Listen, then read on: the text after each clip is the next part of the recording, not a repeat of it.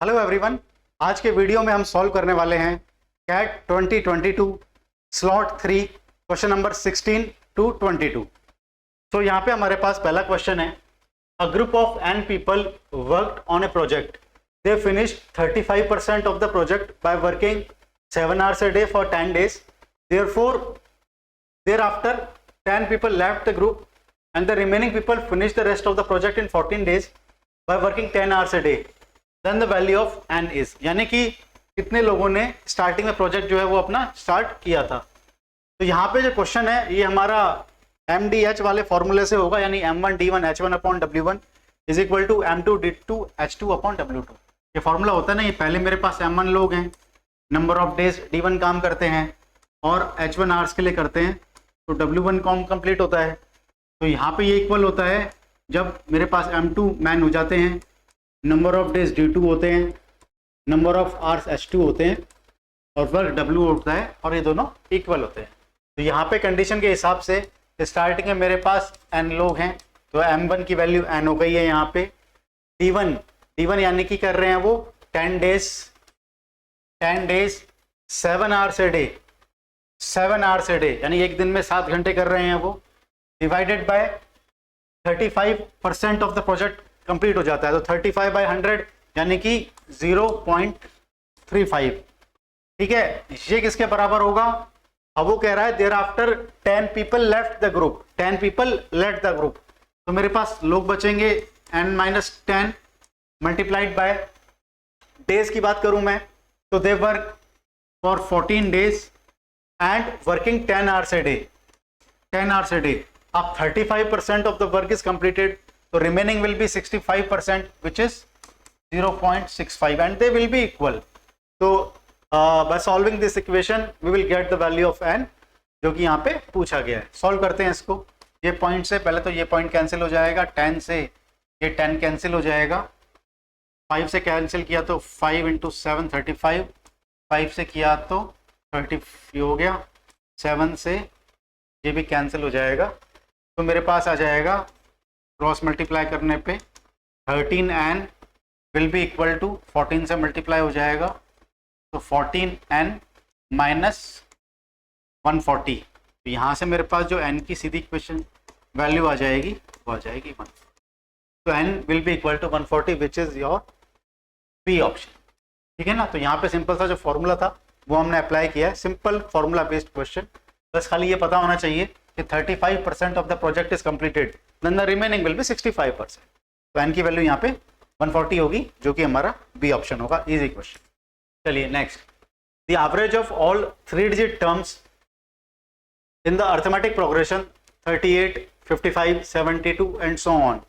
यहाँ पे गिवन है हमको कि ये AP है, तो AP में अगर मुझे सम निकालना होता है सबसे पहले, तो मुझे उसकी फर्स्ट टर्म चाहिए, लास्ट टर्म चाहिए, ये सब कंडीशन, नंबर ऑफ टर्म्स वगैरह चाहिए होती।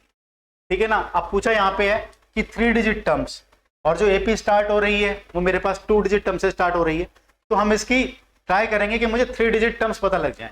जैसे कि यहाँ पे जो AP स्टार्ट हो रही है वो है 38, तो यहाँ पे जो इसकी नेक्स्ट टर्म है वो है 55, वो है 72। तो अब इसकी अगली जो टर्म आएगी उसमें कॉमन डिफरेंस ऐड कर दूंगा। कॉमन डिफरेंस कितना आ रहा है? 55 माइनस 38 विच इज 17। तो इसका जो कॉमन डिफरेंस है वो 17 है, तो नेक्स्ट टर्म कितनी आ जाएगी इसकी? 89, 72 प्लस 17 विच इज 89।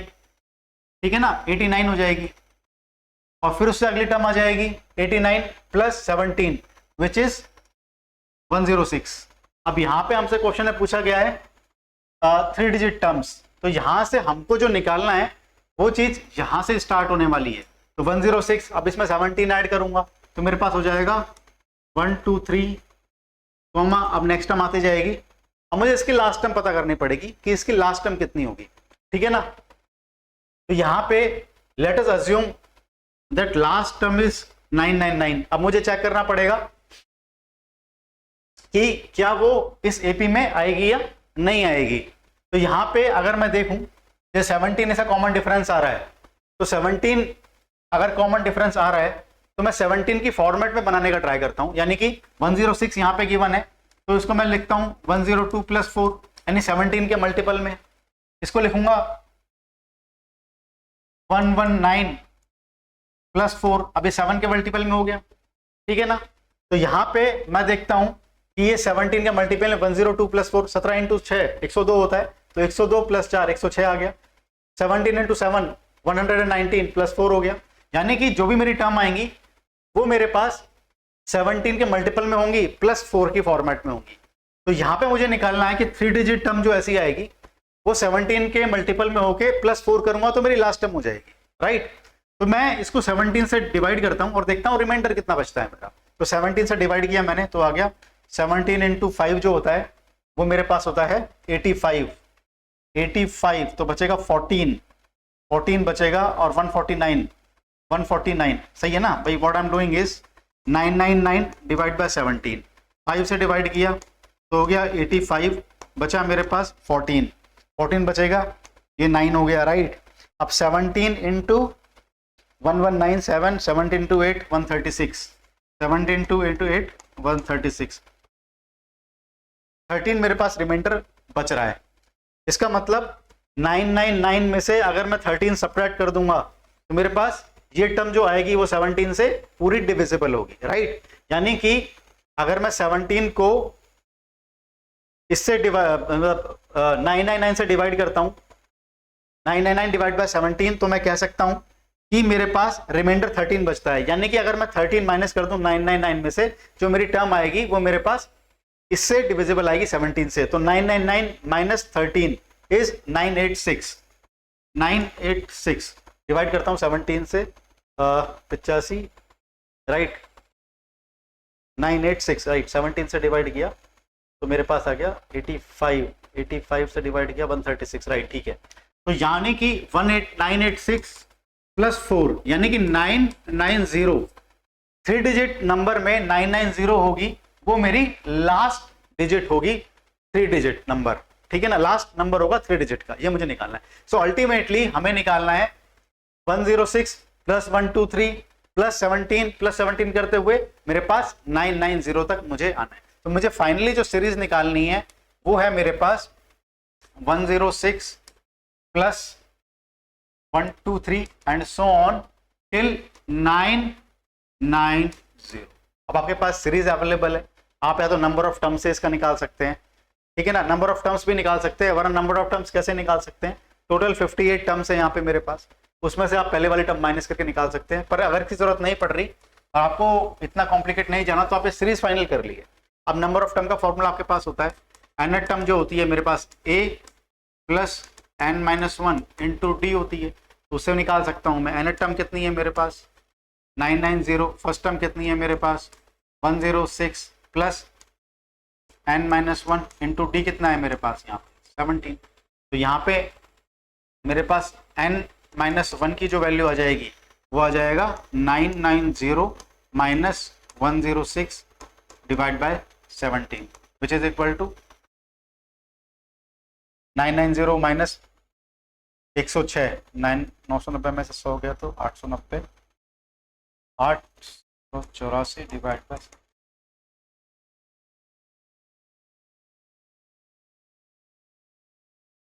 52। तो n की वैल्यू आ गई है मेरे यहाँ पे 53, नंबर ऑफ टर्म्स आ गई है मेरे पास 53। अब मुझसे पूछा है the average of 3 digit terms. तो एवरेज क्या होता है बेसिकली, अगर आपके पास नंबर ऑफ टर्म्स आ रही हैं ऑड नंबर ऑफ टर्म्स तो आप first term plus last term divide by 2 कर सकते हो। अदरवाइज क्या कर सकते हो, पहले सम निकाल लो इसका। भाई सम का फॉर्मूला क्या होता है, सम का फॉर्मूला होता है n/2 into A plus T N या 2a plus n-1 into D. आप first term plus last term से भी निकाल सकते हैं।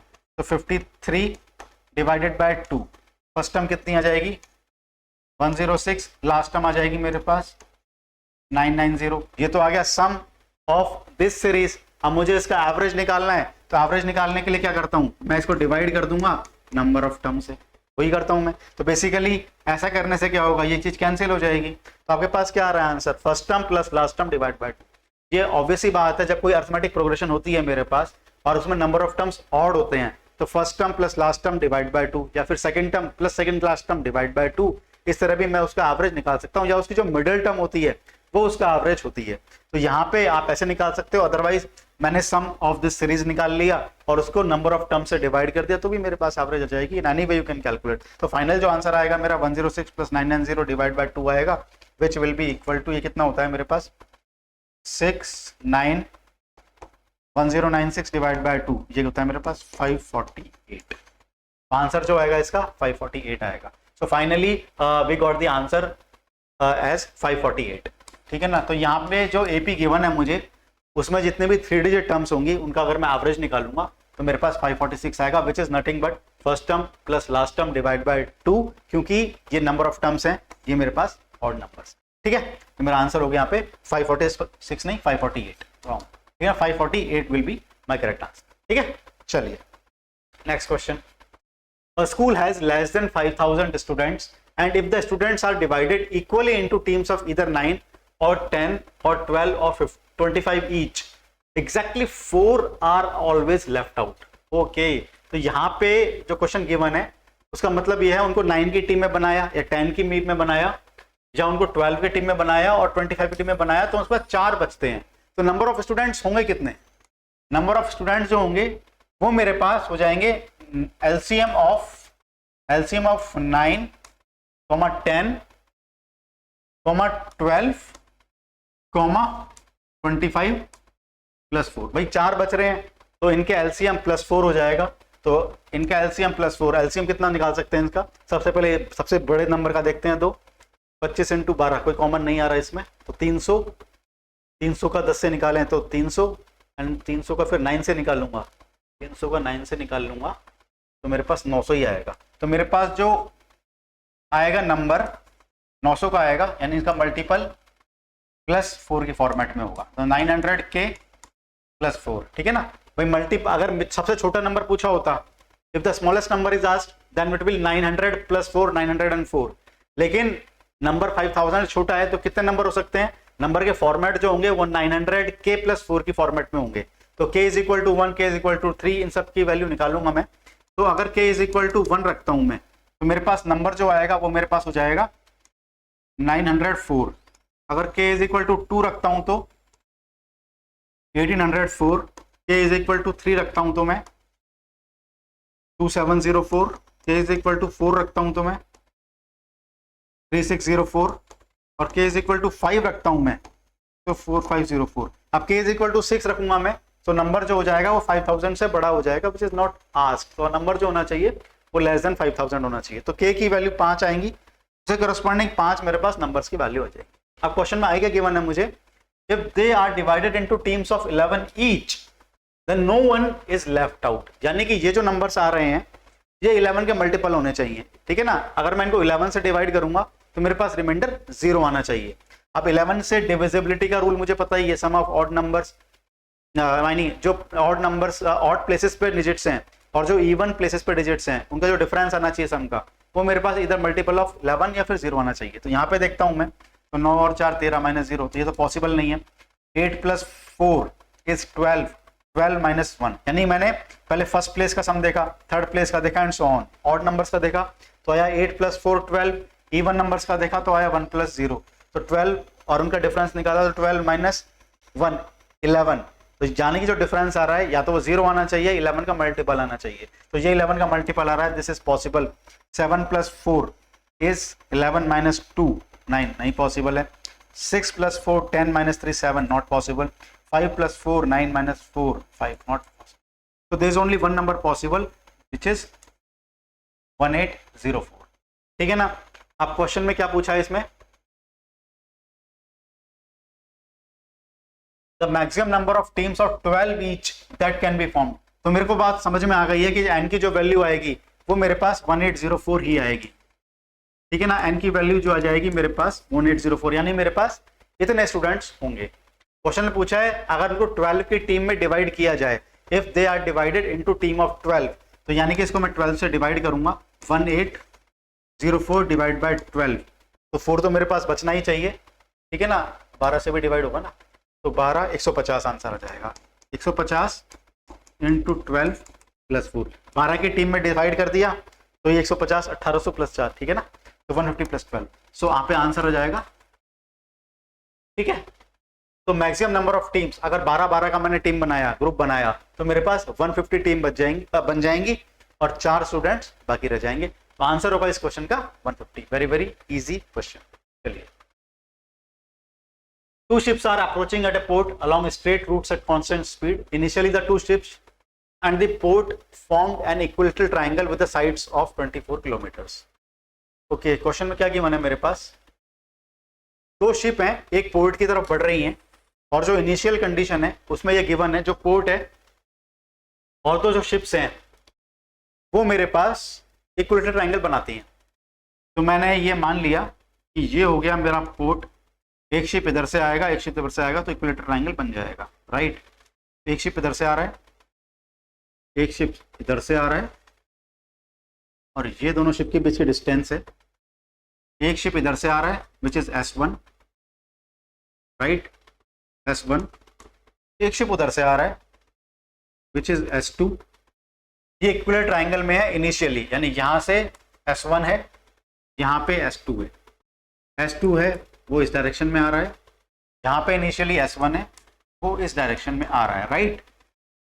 इनिशियली ये मेरे पास पोर्ट है और इक्विलेटरल ट्रायंगल बना रहे हैं जिसकी लेंथ 24 है, यानी कि ये लेंथ जो है मेरे पास 24 होगी। शिप 1 और पोर्ट की डिस्टेंस जो होगी वो 24 होगी। शिप 2 और पोर्ट की जो डिस्टेंस होगी वो मेरे पास 24 होगी। यहाँ पे मुझे ये चीज गिवन है। When the slower ship traveled 8 kilometer, the triangle formed by the new positions of the 2 ships and the port became right angle. Okay, यानी कि अगर ये इक्विलेटरल ट्रायंगल था तो this is 60 degree, this is 60 degree and this is 60 degree. Question में कहता है जब स्लोअर शिप मेरे पास 8 किलोमीटर चल गया तो ट्रायंगल जो है वो मेरे पास राइट एंगल ट्रायंगल हो गया। मैं मान लेता हूं कि मेरा शिप 1 जो है वो मेरा स्लोअर शिप है। I assume that S1 is my slower ship. तो S1 अगर स्लोअर है और वो 8 किलोमीटर चल गया, एक बार मैं पेन का कलर चेंज कर लेता हूं। क्वेश्चन ये कह रहा है कि स्लोअर शिप 8 किलोमीटर चल गया, यानी कि सपोज मैं मान लेता हूं कि अब मेरे पास S1 यहां पहुंच गया है और ये डिस्टेंस मेरे पास जो है वो 8 हो गई है, तो बची हुई मेरे पास जो डिस्टेंस होगी वो 16 होगी। जब S1 यहां पहुंच गया है तो S1, S2 और P mix right angle triangle. तो अगर मैं, अब ये स्लोअर शिप है, ये स्लोअर शिप है, तो ये जितनी डिस्टेंस चला होगा उससे डेफिनेटली ज्यादा डिस्टेंस ये चला होगा क्योंकि गिवन है स्लोअर शिप है। यानी कि ये जो अगर 8 ये भी होगा तो यहाँ पे कहीं आएगा पॉइंट, राइट। तो इस तरह कुछ बनेगा और ये मेरे पास राइट एंगल ट्रायंगल, ठीक है ना। तो ये तो राइट एंगल हो ही नहीं सकता, तो मेरे पास फास्टर शिप ये हो जाएगा। तो फास्टर शिप यहाँ से कहीं ज्यादा मूव हुआ होगा और ये मेरे पास राइट एंगल ट्रायंगल बनेगा। तो ये मेरे पास 90 डिग्री होगा और ये मेरे पास अब की बार 30 डिग्री होगा। क्वेश्चन में पूछा क्या है, when the faster ship reaches the port, when the faster ship यानी कि S2 अगर यहाँ पहुंच चुका है, reaches the port, the distance between the other ship and the port will be, यानी कि जब S2 यहाँ पहुंच गया और राइट एंगल बन रहा है, तो जब S2 यहाँ पहुंच जाएगा तो मेरे पास स्लोअर शिप जो है वो कितना डिस्टेंस पे होगा पोर्ट से, ये मुझे निकालना है। तो it is possible to calculate the distance, this let's say this distance is x।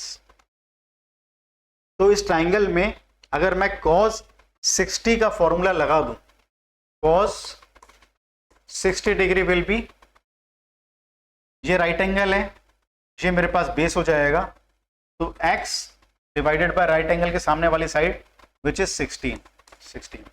इसका मतलब ये हुआ cos 60 is 1/2, 1/2 is equal to x by 16। तो x की वैल्यू हो गई मेरे पास 8, x की वैल्यू आ गई 8, ठीक है। अगर ये 8 हो गई, ये 24 है, तो ये डिस्टेंस होगी 16, ठीक है। इसका मतलब ये हुआ कि जब S1 जो स्लोअर शिप है वो 8 किलोमीटर चलता है तो फास्टर शिप कितना चल गया, 16 kilometre. When the slower ship moves 8 kilometres, the faster ship moves 16 kilometres. इसका मतलब इनकी जो स्पीड का रेशियो है वो 1:2 है। ये अगर 16 किलोमीटर चला है तो ये 8 किलोमीटर चलेगा, तो ratio of this ship and this ship, faster ship and slower ship will be 2:1। तो जब ये 16 चल गया तो ये 8 चलेगा, तो जब ये 24 मूव कर चुका होगा तो ये मेरे पास 12 किलोमीटर मूव कर चुका होगा। भाई रेशो 2:1 है या 1:2 है, तो ये जब 24 मूव कर गया होगा तो ये इसका हाफ यानी कि 12 मूव कर गया होगा। तो ये 12 मूव कर गया होगा जब ये यहाँ पहुंचा होगा, तो ये जब यहाँ पहुंचा होगा तो ये 12 मूव कर गया होगा। तो 12 मूव कर गया होगा तो मुझसे पूछा है कि पोर्ट से डिस्टेंस कितनी बचेगी उसकी, तो उसकी डिस्टेंस बचेगी कितनी। ये डायमेंशनली नहीं बनाया मैंने, 12 ऐसे ही बना दिया, 12 यहाँ पे कहीं पे आना चाहिए, ठीक है ना। द सिंपल कॉन्सेप्ट इज, हमने यहाँ पे ये निकाला कि जब ये 8 किलोमीटर चला तो ये कितना चला, तो हमने यहाँ पे एंगल का फॉर्मूला लगाया कॉस का, क्योंकि 90 डिग्री बन जाता है। तो हमने देखा कि this remaining distance is 8 kilometre. It means when the slower ship moves 8 kilometre, the faster ship moves 16 kilometer. I mean the ratio of distance is speed is 1:2. So जब the slower ship moves 8 kilometer, it moves 16 kilometer, or if it moves 16 kilometer, it moves 8 kilometer. So when the faster ship moves 24 kilometer, you can apply unitary method as well. So you will see that the slower ship moves 12 kilometers. So the remaining distance from the port will be 24 minus 12, 12 kilometers. तो जब मेरे पास faster ship port पे पहुंच जाएगा तो slower ship की जो distance होगी पोर्ट से वो होगी मेरे पास 12, ठीक है ना। तो ये x ये मेरे पास 8 आ गया है मेरे पास, इसका मतलब ये खत्म हो जाएगा यानी ये पहुंच जाएगा 8, तो ये मेरे पास 12 किलोमीटर मूव कर चुका होगा। तो रिमेनिंग डिस्टेंस आएगी 24 माइनस 12, 12 मेरे पास आंसर होगा। Easy question. The length of all 4 sides of a quadrilateral are integer values. If 3 of its sides are length 1, 2,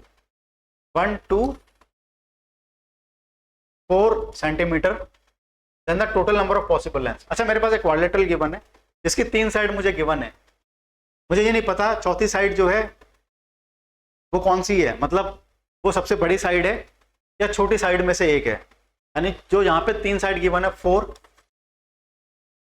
वो बड़ी साइड जो रिमेनिंग साइड है वो इससे बड़ी है या इससे छोटी है ये मुझे नहीं पता। तो हमको ये दिखाना है, ये बताना है कि total number of possible lengths of 4 side, total number of possible lengths of 4 side. तो 2 केस लेने पड़ेंगे मुझे, एक बार तो लेना पड़ेगा d इज ग्रेटर देन 4 और एक बार मुझे लेना पड़ेगा d इज लेस देन 4। अगर d इज ग्रेटर देन 4 लूंगा मैं तो मेरे पास कंडीशन क्या आएगी, sum of 3 sides must be always larger than the 4th side, यानी d इज ग्रेटर देन 4, यानी जो रिमेनिंग साइड है मेरे पास उसको मैंने अगर d मान लिया तो d must be greater than 4, ठीक है ना। तो इसका मतलब क्या हुआ, जो बची हुई 3 साइड्स हैं, बची हुई 3 साइड है 1 + 2 + 4, d मेरे पास ये है, इनका सम इससे ज्यादा होना चाहिए, यानी कि d must be less than 7। एक कंडीशन तो ये आ गई है मेरे पास। अगर d लेस देन 4 है तो इसका मतलब ये हुआ कि 4 जो है वो लार्जेस्ट साइड है, तो 1 + 2 + d, इनके बीच में भी हो सकता है, and this must be greater than the largest side which is 4, तो d must be greater than 1, ठीक है ना, 3 माइनस हो जाएगा 1, तो d must be greater than, यानी कि जो लार्जेस्ट साइड है उसकी वैल्यू 1 से बड़ी होनी चाहिए और उसकी जो वैल्यू है वो 7 से छोटी भी होनी चाहिए। और एक कंडीशन और गिवन है यहाँ पे कि इंटीजर वैल्यू होनी चाहिए। तो 1 से बड़ी और 7 से छोटी कितनी इंटीजर वैल्यू पॉसिबल है, 2, 3, 4, 5 and 6. So these are 5 integer value which are greater than 1 and smaller than 7. 5 integer values are possible. तो करेक्ट आंसर होगा इसका 5 which is your C option, ठीक है। तो अगर आपको ये बेसिक सी प्रॉपर्टी पता है तो आप 2 केस अप्लाई करके क्वेश्चन इजीली कर सकते हैं। Moderate level question. A donation box can receive only checks of ₹100, $250 and $500. On one good day, the donation box was found to contain exactly 100 checks amounting to a total sum of 15,250. Then the maximum possible number of checks of ₹500 then the donation box may have contained is. Okay. यानी question में कहता है हमसे हमारे पास 3 type के check आए होंगे, या तो 100 के या 250 के या 500 के, और जो टोटल अमाउंट आया होगा उनका वो आएगा 15,250। तो मैं ये मान लेता हूं कि मेरे पास जो 100 रुपीज के चेक आए हैं, 250 रुपीज के चेक आए हैं और 500 के जो चेक आए हैं, लेट्स अज्यूम दैट इनका नंबर इस तरह से है कि ए मेरे पास चेक आए हैं 100 के, बी आए हैं चेक 250 के और सी चेक आए हैं 500 के, राइट। और इनका जो सम आ रहा है टोटल तो ये 100 है और जो टोटल आ रहा है मेरे पास इनकी वैल्यू वो 15,250 आ रही है। तो इसका मतलब ये हुआ कि A plus B plus C की वैल्यू तो 100 होनी चाहिए। दूसरा, इनकी जो वैल्यू आएगी 100A plus 250B plus 500C, इसकी वैल्यू आनी चाहिए 15,250, right? Sum of the checks is 100. The value of the checks will be 15,250. We have to tell the maximum possible number of checks of 500 that can donation box may have. तो इसका मतलब 500 की check कितना है? C. तो मुझे C की maximum value बतानी है कि दोनों कंडीशन फुलफिल हो जाए और C की मैक्सिमम वैल्यू क्या होगी। मुझे दो इक्वेशन गिवन है, तो इन इक्वेशन में मैं 3 वेरिएबल में से 2 वेरिएबल में लेके आता हूं और मैं क्या करता हूं, एक C को तो रखूंगा ही रखूंगा, तो मुझे C की वैल्यू निकालनी है, एक और मैं एलिमिनेट करने का ट्राई करता हूं। So what can I do is, if I multiply this equation by 100, एक वेरिएबल को मैं एक A को खत्म करने का ट्राई करता हूं। 100 से मल्टीप्लाई करूंगा तो क्या हो जाएगा मेरे पास, 100A plus 100B plus 100C, उसकी वैल्यू कितनी आ जाएगी, 10,000, राइट? 100 से मल्टीप्लाई किया तो ये आ गया। अब मैं करता हूँ माइनस माइनस माइनस माइनस, ये तो खत्म हो जाएगा, ये बचेगा मेरे पास 150B प्लस 400C, इसकी वैल्यू आ जाएगी मेरे पास 5250, ठीक है ना, 5। इसको 50 से कैंसिल कर देता हूं मैं, या फिर पहले एक जीरो और एक जीरो कैंसिल कर देता हूं। अब 5 से कैंसिल करता हूं तो मेरे पास आएगी 3B प्लस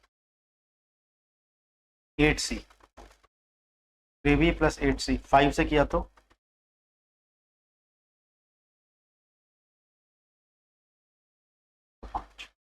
525, ठीक है ना। अब मुझे C की मैक्सिमम वैल्यू निकालनी है, तो एक तरफ C रखता हूँ, B को दूसरी तरफ ले जाता हूँ, यानी कि मेरे पास कंडीशन क्या आएगी, C की जो वैल्यू आ जाएगी वो आ जाएगी 105 माइनस 3B डिवाइडेड बाय 8, ठीक है ना, 108 minus 3B divide by.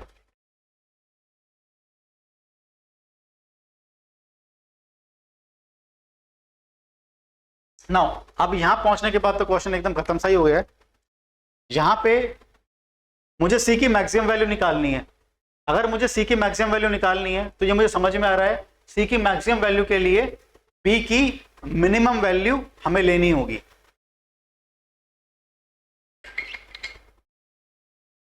C की मैक्सिमम वैल्यू के लिए हमें B की मिनिमम वैल्यू लेनी होगी, और B की मिनिमम वैल्यू यहां पे कितनी हो सकती है, हमें केस लेने पड़ेंगे। If I take B is equal to 0, जो कि पॉसिबल केस हो सकता है क्वेश्चन के according, B is equal to 0, तो C की वैल्यू आएगी 105 divided by 8 which is not an integer. C की वैल्यू होनी तो इंटीजर ही चाहिए। सो B की वैल्यू 0 लिया, नॉट पॉसिबल, इंटीजर वैल्यू नहीं आ रही है। B की वैल्यू 1 लेता हूं तो 105 माइनस 3 102 डिवाइड बाय 8, डिवाइड नहीं होता, 102 8 से डिवाइड नहीं हो रहा है, इंटीजर वैल्यू नहीं आ रही है। तो B की वैल्यू 2 भी पॉसिबल नहीं, 1 भी पॉसिबल नहीं है। If I take B is equal to 2, if I take B is equal to 2, तो यहाँ पे 105 माइनस 6 99 डिवाइड बाय 8, ये पॉसिबल नहीं है। If I take B is equal to 3, तो 105 minus 9, 105 minus 9 is 96 and 96 divide by 8 is 12। हाँ, तो integer value आ रही है। तो C के मैक्सिमम वैल्यू के लिए मुझे B की मिनिमम वैल्यू लेनी होगी, और B की मिनिमम वैल्यू जो सेटिस्फाई करेगी इस कंडीशन को, so that C becomes an integer. So B की वैल्यू आ रही है यहाँ पे 3। तो यहाँ पे for B is equal to 3, B is equal to 3, value of C will be equal to 96 divide by 8, 12, ठीक है ना। तो यहाँ पे हमारे पास एक कंडीशन आ चुकी है, C की जो मैक्सिमम वैल्यू होगी वो यहाँ पे 12 होगी, तो 500 के जो वैल्यू आएगी 12। पर मेरा सजेशन हमेशा ये रहता है, आपने जो सॉल्व किया है उसके बाद हमेशा क्रॉस चेक जरूर करना चाहिए। क्रॉस चेक कैसे करना चाहिए कि b की वैल्यू 3 आ गई है, c की वैल्यू 12 आ गई है। अब मेरे पास a प्लस बी प्लस सी की वैल्यू कितनी आनी चाहिए थी 100, तो इस हिसाब से मेरे पास a की जो वैल्यू आ जाएगी वो कितनी आ जाएगी 100 में से मैं 15 माइनस कर दूंगा तो मेरे पास आ जाएगी 85 आ गया। टोटल मेरे पास वो होना चाहिए ना 100, ठीक है। दूसरी चीज इनकी जो वैल्यू का सम आना चाहिए वो मेरे पास 15,250 आना चाहिए। सो एक ही अगर मेरे पास 85 नोट्स हैं तो मेरे पास इंटू 100 8,500 तो ये आ गया, इंटू 100 करूंगा ना, इसको 250 से मल्टीप्लाई करूंगा तो मेरे पास 750 आ जाएगा, इसको मैं 500 से मल्टीप्लाई करूंगा तो मेरे पास 6,000 आ जाएगा। तो क्या मैं चेक करूंगा कि इसका जो सम आना चाहिए वो मेरे पास 1550 आएगा या नहीं आएगा। तो कितना हो जाएगा ये 6,000 और 8,000 14,000 और 250 हो गया। करेक्ट 15,000। तो यहाँ पे क्रॉस चेक करना जरूरी है कि हमने कोई बाई चांस एरर करी होगी तो समझ पकड़ में आ जाएगी, और एरर नहीं करी होगी तो आप श्योर हो जाओगे क्योंकि ये टीटा टाइप क्वेश्चन है। तो टीटा टाइप क्वेश्चन में जो वैल्यू आ सकती है इसकी वो मेरे पास 1 to 100 के बीच में तो आ ही सकती है, पर यहाँ पे श्योरिटी नहीं हो सकती, 4 ऑप्शन नहीं है। लेकिन अगर आप एक क्रॉस चेक कर लेते हो तो आप श्योर हो जाओगे कि आपने जो आंसर निकाला है वो सही निकाला है। तो यहाँ पे मेरे पास सी की मैक्सिमम वैल्यू हो जाएगी, ठीक है। Moderate level question. In a triangle ABC, AB is equal to AC is equal to 8 centimeters. A circle is drawn with BC as diameter, passes through A. पहले ये बना लेते हैं एक बार सर। ज्योमेट्री में क्या रहता है क्वेश्चंस में, जब तक डायग्राम नहीं बनाओ ना तो वो जो मेंशन है कंडीशंस वो समझ में नहीं आती है। AB is equal to AC, a circle drawn BC as diameter. सबसे पहले मैंने लिया एक BC जो डायमीटर है किसी का, और एक सर्किल बनाया इस तरह से, एक सर्किल बनाया, ठीक है ना। मेरे पास टेक्नोलॉजी है, मैं चाहूँ तो प्रॉपर्टी बना सकता हूँ, लेकिन एग्जाम में जैसा आप बनाओगे वैसे बनाने से क्लैरिटी आती है, ठीक है। यहाँ पे मेरे पास एक पॉइंट और गिवन है, ये ए होगा पॉइंट, और यहाँ से मेरे पास एक ट्राइंगल बनेगा जो कि आइसोसेलेस है। ए बी और ए सी की वैल्यू मेरे पास 8 और 8 यहाँ पे गिवन है। ये डायमीटर गिवन है, आपको पता है डायमीटर सरकमफेरेंस से 90 डिग्री का एंगल बनाता है, तो ये 90 डिग्री होगा। तो ये 8 है, तो ये 8 है, तो मेरे पास ये जो लेंथ हो जाएगी वो 8√2 यानी 8 का स्क्वायर प्लस 8 का स्क्वायर का स्क्वायर रूट, ठीक है ना। तो ये 8√2 हो जाएगी टोटल, और ये रेडियस हो जाएगी 8√2 डिवाइड बाय 2, तो 4√2 हो जाएगी। यानी कि जो आपने सर्किल बनाया है इसकी जो रेडियस आएगी मेरे पास वो 4√2 आ गई। यहाँ तक की तो कंडीशन मैंने जो गिवन निकाल सकता था वो मैंने निकाल लिया। अब आगे बढ़ते हैं क्वेश्चन पे। Another circle drawn with centre at A passes through B and C, okay, center at A passes through B and C। यहाँ पे मैंने सेंटर लिया, and passes through B and C, ठीक है ना। तो यहाँ पे इस तरह सर्किल बनेगा ये,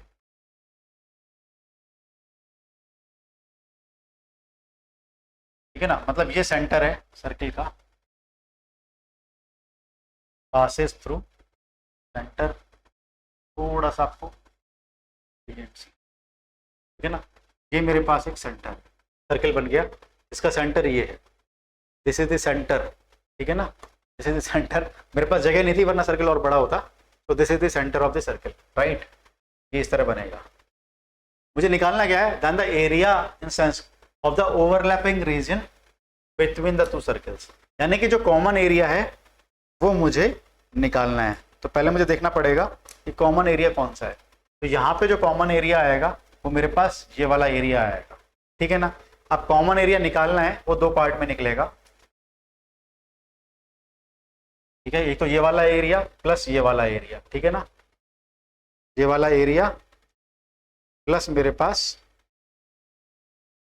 जो ये वाला एरिया है, ये मेरे पास कॉमन एरिया, राइट। तो लेट से this common area A and this is common area. ठीक है, मुझे ए प्लस बी की वैल्यू निकालनी। ठीक है, अब ए कैसे निकल सकता है यहाँ पे? ऑब्वियसली ये तो एक सेमी सर्किल है, सेमी सर्किल है। सेमी सर्किल का एरिया कितना होता है? इसकी रेडियस कितनी है? 4√2। इसकी रेडियस कितनी है? 4√2। मैं ए की बात कर रहा हूँ, तो area of A, area of A will be equal to, ये मेरे पास एक सेमी सर्किल है, सेमी सर्किल का एरिया क्या होता है? Pi r square by 2, pi r square by 2। तो पाई आर कितनी है इसकी? 4√2, आर का स्क्वायर डिवाइडेड बाय 2। ये वैल्यू कितनी आ जाएगी? 4 का स्क्वायर 16 इंटू 32 डिवाइड बाय 2 16 पाई। सही है ना? 4 का स्क्वायर 16 इंटू 2 32 डिवाइड बाय 2 16, तो 16 पाई मेरे पास ऊपर वाले का एरिया आ गया। तो ऊपर जो एरिया आ रहा है कॉमन वाला, एरिया ऑफ ए, एरिया